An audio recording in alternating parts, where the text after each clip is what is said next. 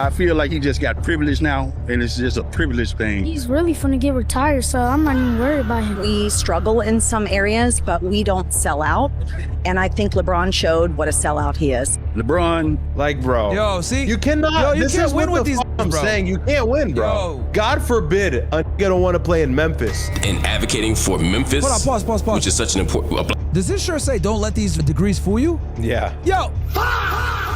Bro, this is the, Bro, on one side, they're like, yo, respect me as an equal. Then on the other side, he has this shirt on saying, don't let these degrees fool you. Translation, I could become a nigga real quick, okay? You can take the out the hood, but you can't take the hood out the nigga. And this is exactly why the fatigue is through the fucking roof, bro. The very stereotypes they get angry at people for pointing out are the same stereotypes that they use in their everyday.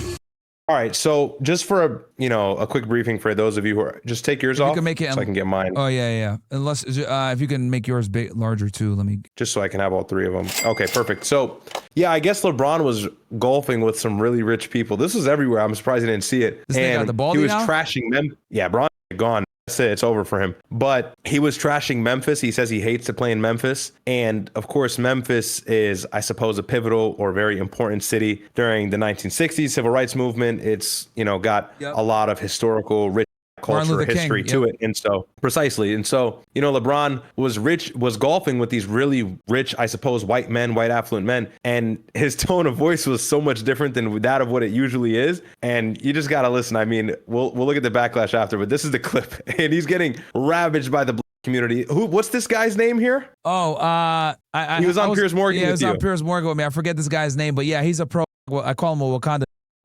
Yeah, he's a Wakanda for sure. So he reacted to it. I thought it was funny, but when he's one of these like pro black people that are super woke and like white supremacy this, white supremacy that. What's his name? Someone in the chat's gonna put Lamont Hill. Lamont Hill. There we go. Lamont Hill. Yeah. So he's very vocal against white institutional racism, so on and so forth. All of these left wing talking buzzwords that a lot of FBA or pro sentiment individuals use, and so that's kind of his framework. But this clip really triggered that guy and the crowd that's kin to that guy. So this was probably Joe Budden too, right? Joe Budden was there.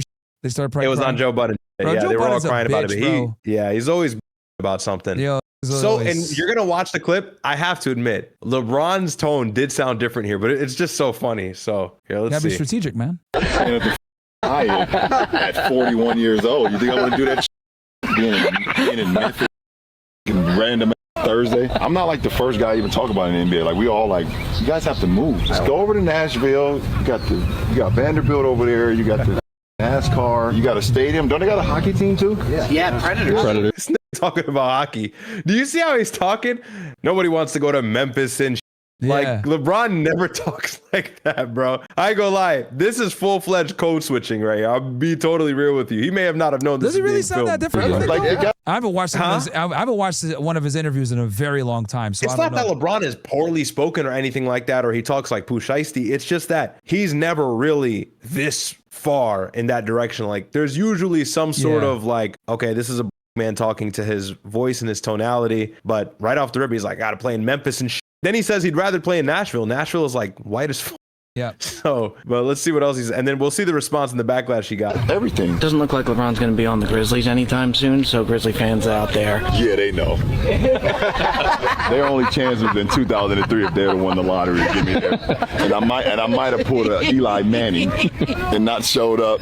And obviously this looks bad because Bron is the only black guy golfing with these really rich white people, so they're calling him an presumably saying now he's a piece of the white man. So this was the response from like some of these Memphis. This is funny. He came from nothing, and I feel like he just got privilege now, and it's just a privilege thing. He's really finna get retired, so I'm not even worried about him. We struggle.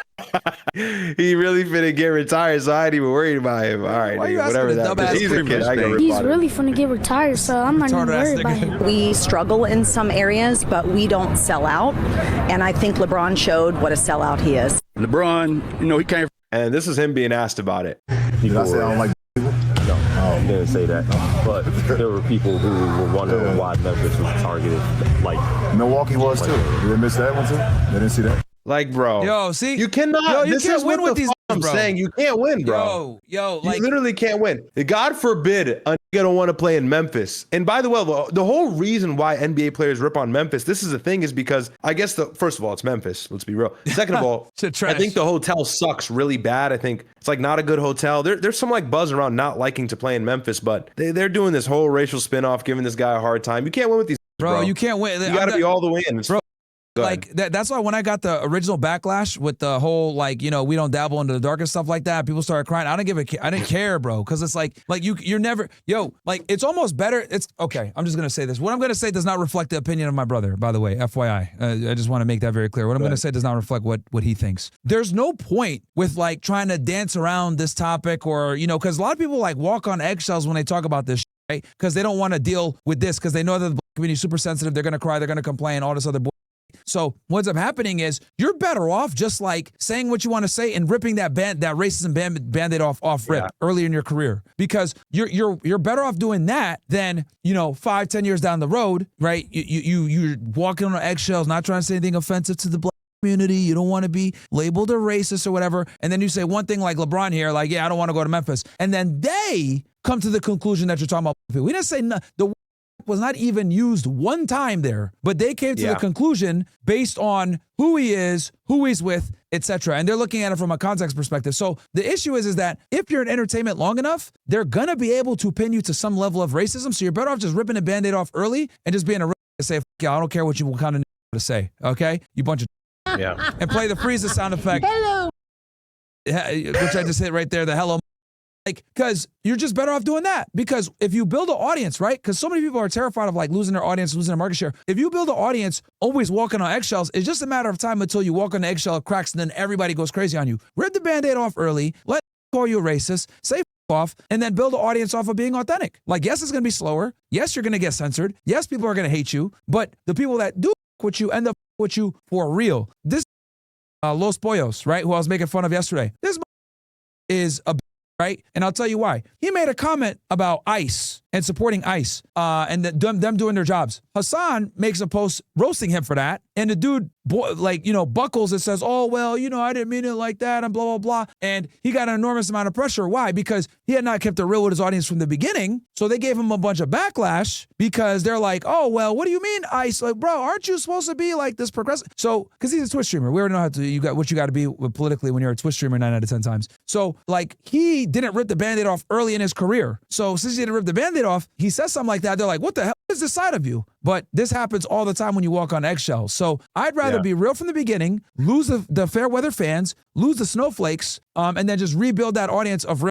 Yes, it's going to be slower. Yes, it's going to be harder. Yes, it's going to be tougher with censorship. But the people that you do get, there ain't going to be no weird ass like, oh, such and such is facing backlash from their audience. 9 out of 10 times when you get backlash from your audience, it's you weren't authentic with them, and then they saw a side of you that they're not used to, and then they're losing their minds. Yeah, it's so important as a content creator, any of these guys in the space, to just wear their heart on their sleeve, because the short-term effect is kind of negative and it can hurt. It's a bit brash, but the long-term fruits are worth it. You have a loyal following, a loyal audience that's ideologically centered with what you believe in or parallel to you. So yeah, the whole playing face and then taking what you said back, that will destroy your credibility. And that's kind of like, not to go so off topic, that's the whole Gaza situation. October 7th happened, and so many people went, well, I don't know. I have no opinion there.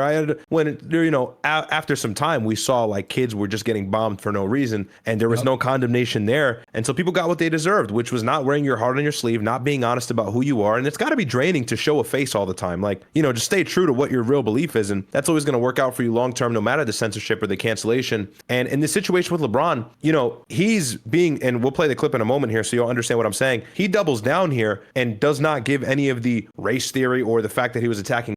Wait, he says, I said what I said, and your connotation or your spinoff is yours. That's not what I meant. And that's so important.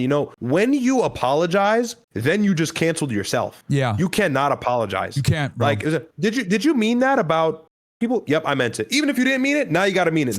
Because if you say you didn't mean it, now you're cooked because now you've corrected your previous position. You're admitting to fault. You're admitting to guilt. That is the fuel. That is the food source in which the left or whatever real ideology is going to come for your neck. They'll use that and finish you. You know, they'll deliver the final finishing blow. And people have been kind of waking up to this. LeBron is smart. Instead of apologizing, he said, "What the fuck are you talking about?" And it's true. He didn't even say anything about who would have played in Memphis, bro. Yeah. Who wants to go to Memphis, bro? Bruh. Like, let's be real. What the fuck is in Memphis? And it's not attacking the people of Memphis. It's not attacking. It's not a desirable city to visit, to live in. Hello? What the fuck? That's not even that hot of a take. You can't win. Yeah, like you said, it's like walking on eggshells. But apologizing is a huge mistake. I can't tell you how many content creators apologize. Don't apologize. Even if you know you made a mistake. Remember Neon? Neon made some comments about people. Bro, apologized and everything, right? He goes on Breakfast Club and they still grill him about his comments on people. To death. And I was they like, shredded yo, him to death. This is why you can never apologize to these, bro. Because even if you apologize, they're going to come at you anyway. So you might as well say, fuck it, bro, and throw the Roman and you. They're going to fuck you no matter what. Look at Ye. He apologized, kissed the rabbi, all that shit. Still blocked him from the UK from doing shows. So it's like, it's not enough because the problem is when you apologize, now they got the power, and then they can still you up, and they do it and they'll do it anyway. So there's no point reasoning with these people. There is no reason with these losers. You just like, you got to stay double down. Never apologize to woke mob, bro, because they're going to continue to attack you no matter what. And you have to be an opposing faction. You can't. Once you say sorry, you have effectively crossed out your position and then stepped over the line and joined them. And that looks so disingenuous. It looks like you have no backbone. It looks like you have no spine. So as extreme as you may have came off with whatever you said that got you quote unquote canceled, if you don't stand on it, you'll actually get more canceled, right? And maybe you can clarify what you were saying, but to say I'm sorry to anybody that was offended, that. If somebody was offended, maybe the shoe had just fit, or maybe they were imposing themselves on something that had nothing to do with them. And that's the whole woke mob's issue, is they think they're the main character. They think that they're always being spoken about. LeBron trying to play some golf with his rich white. By the way, LeBron is a multi-billionaire, probably. So, I mean, I don't know if he's a billion yet, but he's worth hundreds of millions. Yeah. Nah, he's a billionaire. He's a billionaire? He has $1 billion contract with Nike. Yeah. Oh, okay. I know that. Yeah, LeBron is definitely a billionaire. So for him, the people that he's hanging out with, what do you think? He's going to be hanging out with Memphis? I mean, like, this is why are we not in reality? Let's come back to earth here. And I love how LeBron's not about to be in the streets. I love how they just come to the conclusion that him saying I don't like Memphis is automatically against people. Bro, there's lots of white people that live in Memphis too. Matter of fact, let me see here what the population demographic. How much you want to bet they whites are probably the community, but I don't know if it's majority. Yeah, let me see here. Let me see Memphis racial demographics. I'll tell you right now. So, oh man, okay. As of 2022, 2024 data, the population is roughly 62 to 63%. Oh no, okay, my bad. Okay, 23 to 24% white. Okay, I thought it was white. That was 62%. My bad. So 60%. Oh yeah, no, he's right, bro. Fuck that. I'm out. Yo. Fuck that. Yo. 62% is crazy, bro. Yo, nah. That. Yeah, and it's like, bro, I was seeing all the responses on TikTok. There were so many woke FBA annoying people responding to this saying, how could you do this? You backstabbed us. You make money. You switched up. Like, you guys do. And whites are only 23%, bro. Really? Hispanics are 10. Whites are 23 or 24%. 60%. Asian is 1.7, and then 2 or more races, 10%. Yeah, bro. Yeah, okay, 60% is crazy, overwhelmingly. Bro.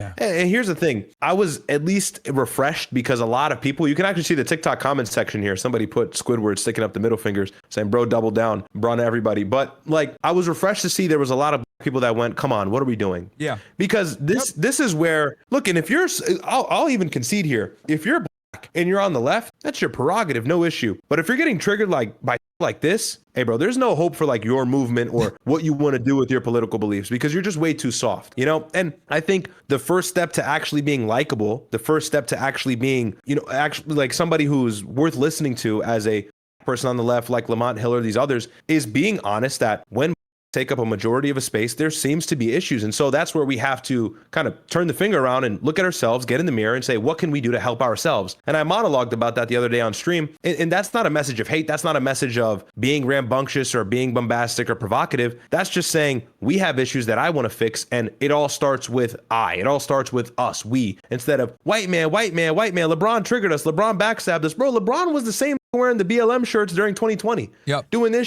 on his knee during the national anthem. Like, and this is what I say. All these athletes are just sticks in the wind, bro. They don't actually have political centering. Maybe besides like Kyrie. Kyrie's kind of crazy on this. They just really want to play basketball, and whatever political opinion the NBA is motivating them to uphold, they will do so. And that's just what the fuck it is. They're all center left or super left who don't know anything, and they get paid to play the sport, bro. So why the fuck are you triggered about LeBron saying that? You know, LeBron may not even known that Memphis was a majority city. So anyway, let's watch reporters harass him. People Real quick, Ryad, real quick. didn't say Ryad. that. But there were people who were wondering why Memphis was targeted. Like Milwaukee was too. Did they miss that one too? They didn't see that? not as much commentary. Oh, yeah, okay. I said Milwaukee as well. Yeah. 41 years old. There's two cities I do not like playing in right now. And that's Milwaukee and that's Memphis. What is the problem? I don't like going home either. And I'm from there. What is people are ridiculous. They also get mad at my son being on the team too.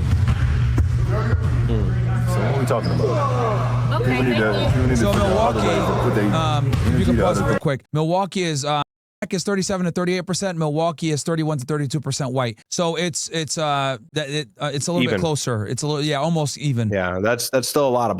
Yeah, That's still a lot. So, But yeah, bro, like it's crazy how they just came to that conclusion automatically. Like it's like they got a guilty conscience. Oh, he's talking shit about Memphis is because there's there. Like, yeah, bro, like. But it's like, hey, if win, the shoe man. fits, you know, you're and moaning. He didn't mention you, and yet you feel so mentioned. So I suppose the shoe fits. But if you're secure in yourself, if you're secure in your people, then Bro, that's why the is crazy, trash. bro. This is why the Yeah, fatigue it's is through so the high, roof. man. They're tired Also, of this let's bullshit, acknowledge bro. like Memphis is a city though. It So is. like, Facts. hey, he's not wrong. Hey, maybe that hurt, but he's also not lying. So where are we going to bridge the gap there? Like he's not lying and he's not wrong. So like, are you just going to negate the fact that what he said was true? I think every single other NBA player has said several things similar to this. This is like not the first time somebody said it, but of course, because it was Bron and shit, and him being with the white golfing didn't help, but like that's just they're already mad and about that. Look, yeah, I'll admit though that was a code switch, but everybody does that. Hey, if I get into the elevator and it's some with a fucking ski mask, I'm not gonna go, hey man, how you doing? How's the day going? How's the day going? Yeah. I'm like, what up? Yeah, Like yeah. I'm you know, you have to have that ability to code switch, and if you don't get this as a person seriously, get the fuck off the stream. Like if there's white people in the lobby in my apartment, hey guys, what's up? What's going on? You know, just getting back from work. Have a great day, guys. Have a great day. You know, if big 6'2", 200-pound gets in the elevator and an elderly white with her small fluffy white dying dog is in the corner, I'm not gonna go, what's going on, nigga? Like I'm gonna scare the shit out of her. I have to disarm her bias of her thinking that I'm about to kidnap her or kill her. So it's called code switching, you know, like people are different. Yeah, not races being are a different. retard. Yeah, exactly. And that's inherent, by the way. Like that's not something that you should have to teach yourself, but people are different. Cultures are different. People speak differently, communicate differently. So that's fine. If you want to get somewhere in life, you need to know how to code switch. You know, you walk into a room full of affluent white men, you want to get some sort of opportunity to make money, get a job, get some business proposal, get some investments. Well, then, you know, watch the way you dress and watch the way you speak. And the exact opposite is true as well. If you're at a gas station on the side of the city at 2 a.m. pumping gas and, you know, you got to go in and get some whatever, you got to go to the ATM or some shit, you walk around some hey guys, what's going on? You know, you got to actually act like you're from there. So that's just normal human behavior is code switching. It's not being fake. It's understanding your environment and meshing for your best benefit. And I'm totally with that. You know, naturally, I guess people will always say like, I've heard that my whole life. You talk white and shit, but I could turn it on and be a nigga. You know what I mean? And that's a skill. That is a skill. But yeah, if you speak proper English around white people, it's like, oh, you're whatever. Let's see what Lamont Hill's got to say and Joe Budden. So they're so insufferable, bro. Put words in his mouth. He was trashing Memphis as a city and was saying the NBA needs to move the team to Nashville. He complained about the hotel. He complained about the city. Now, to be fair, he's not the first person to do that. There's actually a reel going around the internet right now of every NBA player trashing the hotel. So that what are you the Memphis about? hotels. So I don't want to make this like bro. So why what the fuck is the problem for then, bro? Yo, if everybody has said this shit is trash, how'd you come to the conclusion that it's only a thing? It's ridiculous. Yo, these guys just want to victimize themselves so bad, bro. Like, yo, these oh my God, man, these fried chicken connoisseurs, bro. These got me annoyed, man. I'm chilling out because you're on stream right now, but like, yo, like, oh my God, man. No, but it's again, bro, it's the perpetuated victim mental, like this whole victim mental model actually degrades people so much So farther than bad, we need bro. to go. This is the problem. This really is the problem. And look, if somebody is outwardly racist, if somebody is blatantly racist, if somebody does something that, you know, you could validly reprimand, then fine, whatever. I won't attack this guy for doing that. But are we really going to talk about LeBron saying that Memphis is a bad city for what seems to be 11 minutes in this video? Like, is it that serious? Is it that important? You know what I mean? So that shows you as a people, we have nothing better to do, which is why Memphis sucks and it's a majority. You know, if we actually had better things to talk about and better things to worry about, well, then maybe LeBron would enjoy playing in Memphis. But because we go, what the LeBron said Memphis bad? I'm tight. Now, nigga, that's why Memphis sucks. Exactly because of that hubris. You never worried about the wrong things. Yo, we talk, bro. How can I say this on YouTube? Put it this way. Every other group gets attacked. They don't lose their minds like we do. That's the problem. That's the problem. Like, and it's this victim mentality. Like, but we were slaves. Everybody was slaves, nigga. Come on, bro. It's actually incredible. The victim. Yo, even Pooh Shiesty himself says Memphis sucks. What, you gonna call him racist too? Like, he's talked about it. Like, he talked about it being the slums. It was the fact. And look, I'll show you why they're mad. And this is a part of the issue. It's because look who he's with. You know, look who he's with. You know, he's with these white. He's got the polo on, tucked in with the hat. He's playing golf. You know, mind you, the guy's a billionaire. So what the fuck else is there for him to do? But at 41 years old, you think I want to do that?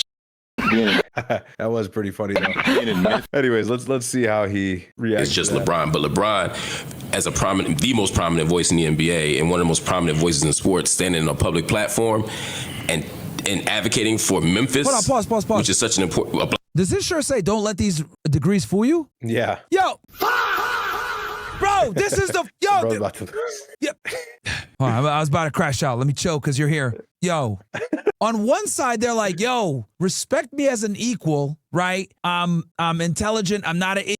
Don't be racist towards me, whatever." Then on the other side, he has this shirt on saying, "Don't let these degrees fool you." Translation: I could become a nigga real quick. Okay, you can take the out the hood, but you can't take the hood out the nigga.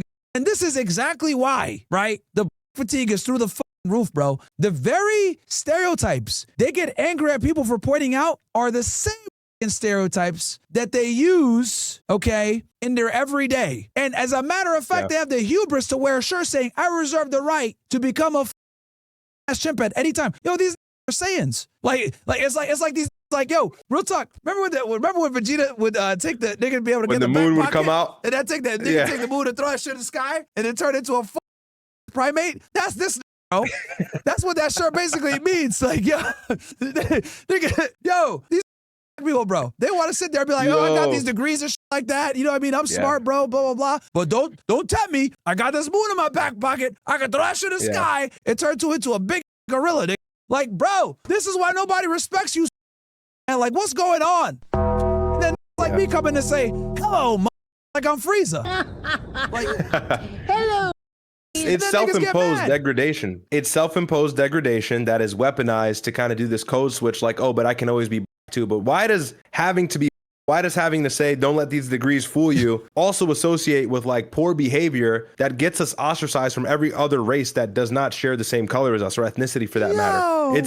It's like literally self-imposed harm. Like this is self-inflicted at this point, you know? And the whole point, I said this the other day, as a person, I will concede, and maybe people will say this is a little bit left or liberal, you have to disarm people, and that becomes frustrating. You know, even for me, I'm tall, I'm dark. It's still funny.